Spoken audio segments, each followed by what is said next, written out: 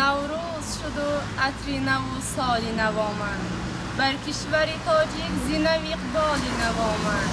پوشیده به بر تاج بر سر دختر تاجیک، با سالی نو و بختی نو و اقبالی نو آمد.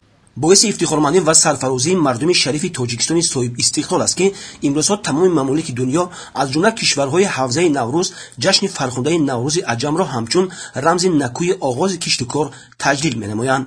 اقرار مذکور با پیشنهاد به واسطه اساسگذار صلح و وحدت ملی پیشوای ملت پرزیدنت جمهوری تاجیکستان امامعلی رحمان مقام جهانی گرفته است.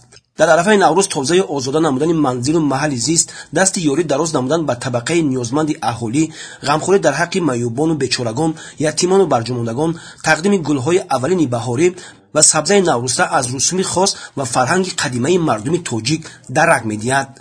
در این زمینه طبق عنعنه و سنت‌های نوروزی از جانب کمیته اجرایی حزب خلقی دموکراتیک تاجیکستان در شهر حصار سبزه سومانک همچون پیک نکوی نوروز پرورده به تشکیلات‌های ابتدایی حزبی و اداره تشکیلات‌های حدود شهر حصار تقدیم کرده شد. طبق نقشه چاربینی‌های اداره در حدود تشکیلات‌های ابتدایی حزبی چنین عکس ادامه دارد.